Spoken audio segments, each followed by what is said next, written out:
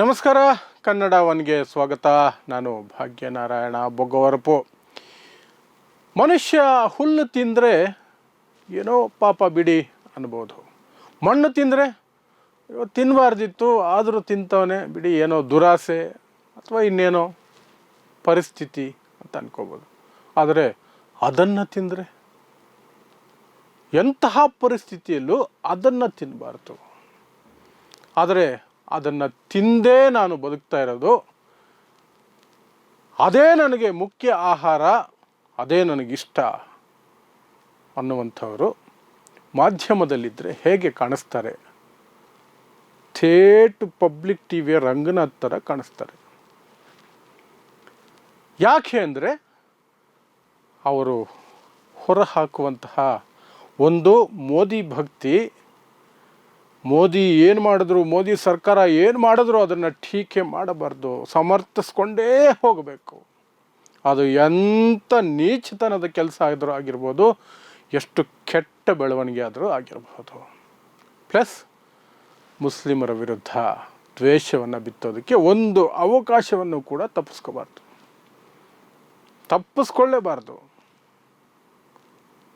ಎರಡು ಕೆಲಸಗಳನ್ನು mister public TV Ranganath ಮಾಡ್ತಾರೆ. ಅವರನ್ನು ಚಿಪ್ ರಂಗ ಅಂತ ಕೂಡ ಕರೀತಾರೆ. ಯಾಕೆಂದರೆ 2000 ನೋಟು ಬಂದಾಗ 2000 ನೋಟ್ನಲ್ಲಿ ಚಿಪ್ ಇದೆ. ಸಾವಿರಾರು ಅಡಿ ಆಳದಲ್ಲಿ ಹೂತಿಟ್ಟಿದ್ರು ಸಹ ಕಪ್ಪು ಹಣ ಸ್ಯಾಟಲೈಟ್ಗೆ ಮಿಣ ಮಿಣ ಮಿಣ ಮಿಣ ಅಂತ ಸಿಗ್ನಲ್ ಹೋಗುತ್ತೆ, ಲೈಟ್ ಬ್ಲಿಂಕ್ ಆಗುತ್ತೆ, ಅಲ್ಲಿಗೆ ಹೋಗಿ ಹುಡುಕಿ ತೆಗೆದು ಬಿಡ್ಬೋದು. ಈಗ 2000 ನೋಟೇ ಇಲ್ಲ. ಡಿಮಾನಿಟೈಸೇಷನ್ ಅನ್ನುವಂತಹ ಚಿಪ್ಪು ಜನಕ್ಕೆ ಕೊಟ್ಟಂತಹ ಮೋದಿಯವರನ್ನು ಈ ರೀತಿ ಬೆಂಬಲಿಸ್ಕೊಂಡು ಬಂದಂತಹ ವ್ಯಕ್ತಿ ಪಬ್ಲಿಕ್ ಟಿವಿ ರಂಗನಾಥ್. ನಿನ್ನೆ ಅದನ್ನು ಮೀರುವಂತಹ ಒಂದು ಭಕ್ತಿಯನ್ನು ಮೋದಿ ಸರ್ಕಾರದ ಬಗ್ಗೆ ಹೊರಹಾಕಿದ್ದಾರೆ. ಅದಕ್ಕೆ ನಾನು ಅಷ್ಟು ಸಿಟ್ಟಿನಿಂದ ಮಾತಾಡಿದ್ದು. 1200 ಕೋಟಿ ರೂಪಾಯಿವರೆಗೆ ಖರ್ಚು ಮಾಡಿ ಕಟ್ಟಿದಂತಹ ಸೆಂಟ್ರಲ್ ವಿಸ್ತಾ ಹೊಸ ಸಂಸತ್ ಕಟ್ಟಡ ಮೊದಲನೇ ಮಳೆಗೆ ಸೋರ್ತಾ ಇದೆ, ಲೀಕ್ ಆಗ್ತಿದೆ. ಬಟ್ ನಮ್ಮ ಪಬ್ ಲೀಕ್ ರಂಗಣ್ಣನಿಗೆ ಅದು ನಥಿಂಗ್, ತಪ್ಪೇ ಇಲ್ಲ. ಏನು ತಪ್ಪು? ನೋ, ಅದು ನಾರ್ಮಲ್. ಅದು ಸೋರೋದು ನಾರ್ಮಲ್ ಅಂತೆ ರಂಗಣ್ಣನಿಗೆ. 1200 ಕೋಟಿವರೆಗೂ ಖರ್ಚು ಮಾಡಿ ಕಟ್ಟಿರುವಂತಹ ಕಟ್ಟಡ, ಜನರ ತೆರಿಗೆ ಹಣದಲ್ಲಿ ಕಟ್ಟಿರುವಂತಹ ಕಟ್ಟಡ ಕೇವಲ 6 ತಿಂಗಳು 7 ತಿಂಗಳಲ್ಲಿ ಮೊದಲನೇ ಮಳೆಗೇನೆ ಸೋರ್ತಾ ಇದೆ ಅಂದರೆ ಅದು ನಾರ್ಮಲ್ ಅಂತೆ. ಆ ಕಟ್ಟಡದ ಮುಂಭಾಗದಲ್ಲಿ ವರಾಂಡಾದಲ್ಲಿ ನಡೆಯೋಕ್ಕಾಗದೇ ಇರೋಷ್ಟು ನೀರು ನಿಂತಿದೆ ಅಂದರೆ ಅದು ನಾರ್ಮಲ್ ಅಂತೆ. ಅದ್ರ ಬಗ್ಗೆ ಸುಮ್ಮನೆ ವಿಪಕ್ಷಗಳು ನಾನ್ಸೆನ್ಸ್ ಮಾತಾಡ್ತಿದ್ದಾವೆ. ಅವ್ರಿಗೆ ಗೊತ್ತಿಲ್ಲ, ಇಂಜಿನಿಯರಿಂಗೇ ಗೊತ್ತಿಲ್ಲ ಅವ್ರಿಗೆ. ರಂಗಣ್ಣ ಹೇಳ್ತಾರೆ, ಡೂಮ್ ಇದೆ ಮೇಲೆ, ಡೂಮ್ ಇದ್ದರೆ ಸೋರುತ್ತೆ. ಆ ನಂತರ ಅದಕ್ಕೆ ಟ್ಯೂನಿಂಗ್ ಆಗಬೇಕು. ಯಾರು ಕಟ್ಟಿದರೂ ಸೋರುತ್ತೆ, ಅದು ನಾರ್ಮಲ್. ಒಂದಾನೊಂದು ಕಾಲದಲ್ಲಿ ಕಂಠೀರವ ಸ್ಟೇಡಿಯಂ ಕೂಡ ಸೋರಿತ್ತು. ಕಂಠೀರವ ಸ್ಟೇಡಿಯಂನ ಸಂಸತ್ ಭವನಕ್ಕೆ ಹೋಲಿಸ್ತಾರೆ ಮಿಸ್ಟರ್ ರಂಗನಾಥ್. ಯಾಕೆ?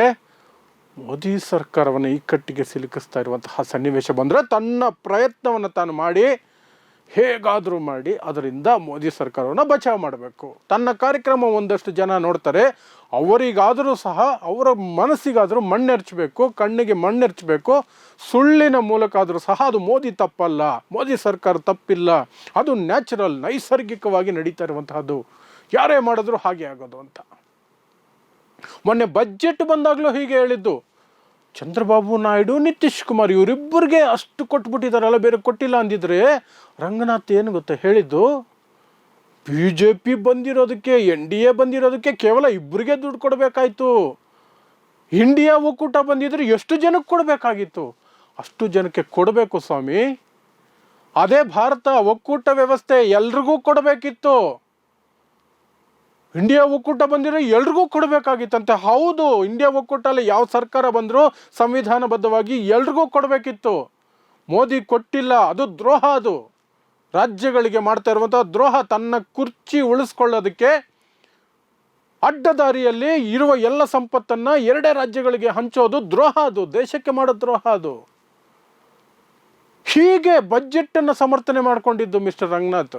ಅದೇ ರಂಗನಾಥ್ ನಿನ್ನೆ ಹೇಳ್ತಾರೆ, ಡೂಮ್ ಇರೋದ್ರಿಂದ ಅದು ಸೋರುತ್ತೆ. ನಾವು ಮನೆ ಕಟ್ಟಿದ್ರು ಬಿರುಕು ಬಿಡುತ್ತಂತೆ, ಅವರು ಮನೆ ಕಟ್ಟಿದ್ರು ಬಿರುಕು ಬಿಡುತ್ತಂತೆ. ಇವರು ಸಾವಿರಾರು ಕೋಟಿಯಲ್ಲಿ ಮನೆ ಕಟ್ಟಿ ಬಿರುಕು ಬಿಟ್ಟರೆ ಸುಮ್ಮನೆ ಬಿಡ್ತಾರ? ಇಂಜಿನಿಯರಿಂದ ಹಿಡಿದು, ಆರ್ಕಿಟೆಕ್ಟಿಂದ ಹಿಡಿದು, ಮೇಸ್ತ್ರಿಯಿಂದ ಹಿಡಿದು, ಗಾರೆ ಕೆಲಸದವರೆಗೂ ಎಲ್ಲರೂ ಹಿಡ್ಕೊಂಡು ಬಾರಿಸಿರೋರು. ಇಷ್ಟು ದುಡ್ಡು ಕೊಟ್ಟು ಮನೆ ಕಟ್ಸಿದ್ದೀನಿ, ಸೋರ್ತಾ ಇದೆ, ಬಿರುಕು ಬಿಡ್ತಾ ಇದೆ ಅಂದರೆ, ಆದರೆ ಮೋದಿನ ಸಮರ್ಥನೆ ಮಾಡ್ಕೋಬೇಕಲ್ಲ. ಹಾಗಾಗಿ ನಾವು ಮನೆ ಕಟ್ಟಿದ್ರು ಬಿರುಕು ಬಿಡುತ್ತೆ, ಅದು ನ್ಯಾಚುರಲ್. ಇಲ್ಲಿ ಡೂಮ್ ಇದೆ, ಸಂಸತ್ ಭವನಕ್ಕೆ ಸೋರ್ತಾ ಇದೆ, ನೋ ಪ್ರಾಬ್ಲಮ್, ಅದನ್ನು ಸರಿಪಡಿಸ್ತಾರೆ ಮುಂದಿನ ದಿನಗಳಲ್ಲಿ ಅಂತಾರೆ. ಸೊ ಇದು ನಮ್ಮ ಪಬ್ ಲೀಕ್ ರಂಗಣ್ಣನ ಸಂಸತ್ ಭವನದ ಲೀಕ್ನ ಸಮರ್ಥನೆ. ಇನ್ನು ಈ ರೀತಿಯಾದಂತಹ ಸಮರ್ಥನೆಗಳು ರಂಗಣ್ಣನಿಂದ ಇನ್ನು ಎಷ್ಟು ಬರ್ತಾವೆ ನೋಡ್ತಾ ಇರಿ. ಯಾಕೆಂದರೆ ಈಗ ಮೋದಿಯ ಇಳಿಕೆ ಕೆಳಗೆ ಹೋಗುವಂತಹ ಕಾಲಘಟ್ಟ ಇದು. ಪ್ರತಿ ದಿನ ಒಂದೊಂದೇ ಸ್ಟೆಪ್ಪು ಮೋದಿ ಕೆಳಗೆ ಇಳಿಲೇಬೇಕು, ಭೂಮಿಗೆ ಬರಲೇಬೇಕು, ಜನರಿಗೆ ಉತ್ತರ ಕೊಡಲೇಬೇಕು. ಮಾಡಿರುವಂತಹ ಪ್ರತಿಯೊಂದು ವಿಚಾರಕ್ಕೂ ಸಹ, ಜನರಿಗೆ ಕೊಟ್ಟಿರುವಂತಹ ಪ್ರತಿಯೊಂದು ಸಮಸ್ಯೆಗೂ ಸಹ ಶಿಕ್ಷೆ ಅನುಭವಿಸ್ಬೇಕು. ಅದು ಓಟಿನ ಮೂಲಕ ಆಗುತ್ತೋ, ಕೋರ್ಟಿನ ಮೂಲಕ ಆಗುತ್ತೋ ಅದು ಬೇರೆ ವಿಚಾರ. ಓಟಿನ ಮೂಲಕ ಮೊದಲಾಗಬೇಕು, ಆ ನಂತರ ಕೋರ್ಟಿನ ಮೂಲಕ ಶಿಕ್ಷೆ ಆಗಬೇಕು. ನರೇಂದ್ರ ಮೋದಿಯವರ ಪ್ರತಿ ಹೆಜ್ಜೆ ಏನು ಬಂಡವಾಳಶಾಹಿಗಳನ್ನು ಖುಷಿಪಡಿಸೋದಕ್ಕೆ, ಅವರ ಆಸ್ತಿಯನ್ನು ಇಮ್ಮಡಿಗೊಳಿಸೋದಕ್ಕೆ ಮಾಡಿರುವಂತಹ ಪ್ರತಿ ಹೆಜ್ಜೆ, ಇಟ್ಟಿರುವಂತಹ ಪ್ರತಿ ಹೆಜ್ಜೆಗೂ ಕೂಡ ಅವರು ಬೆಲೆ ತೆರಲೇಬೇಕಾಗುತ್ತೆ. ಅದು ಓಟಿನ ಮೂಲಕ ಮೊದಲಿಗೆ, ಆ ನಂತರ ಕೋರ್ಟಿನ ಮೂಲಕ ನಂತರದ ದಿನಗಳಲ್ಲಿ ಆಗಬೇಕು, ಆಗುತ್ತೆ. ಅದರ ಸೂಚನೆಗಳು ದಟ್ಟವಾಗಿ ಕಾಣಿಸ್ತಾ ಇದೆ ಮೊನ್ನೆ ಚುನಾವಣಾ ಫಲಿತಾಂಶಗಳಲ್ಲಿ. ಸೊ ಇದು ನಮ್ಮ ಪಬ್ ಲೀಕ್ ರಂಗಣ್ಣನವರ ಸಂಸತ್ ಭವನದ ಲೀಕೇಜಿನ ಕುರಿತಾದಂತಹ ಸಮರ್ಥನೆಗೆ ನಾವು ಜನರಿಗೆ, ಒಂದಷ್ಟು ಜನರಿಗಾದರೂ ನಾವು ಹೇಗೆ ಈ ಮನುಷ್ಯ ಸ್ಟುಡಿಯೋದಲ್ಲಿ ಕೂತ್ಕೊಂಡು ಮೈಕ್ ಇದೆ, AC ಇದೆ, ಪಕ್ಕದಲ್ಲಿ ಬೆಬೆ ಅನ್ನುವಂತಹ ಪತ್ರಕರ್ತರು ಒಬ್ಬರು ಕೂತಿರ್ತಾರೆ, ತಲೆ ಬುಡ ಗೊತ್ತಿಲ್ಲದಿರುವಂತಹ ಪತ್ರಕರ್ತರೊಬ್ಬರು ಕೂತಿರ್ತಾರೆ. ಅವರು ನಾನ್ಸೆನ್ಸ್ ಪ್ರಶ್ನೆಗಳನ್ನು ಎತ್ತಿ ಕೀ ಕೊಡೋದು ರಂಗಣ್ಣನಿಗೆ, ಇದಂಗೆ ಸರ್, ಅದೆಂಗೆ ಸರ್ ಅಂತ. ಈ ಮನುಷ್ಯ ಫುಲ್ಲು ಜೋಶಲ್ಲಿ ಭಕ್ತಿಪೂರ್ವಕವಾಗಿ ಮೋದಿ ಸರ್ಕಾರಕ್ಕೆ ಹೇಗೆಲ್ಲ ಸೇವೆ ಸಲ್ಲಿಸ್ಬೋದು ಹಾಗೆಲ್ಲ ಸೇವೆ ಸಲ್ಲಿಸೋದು.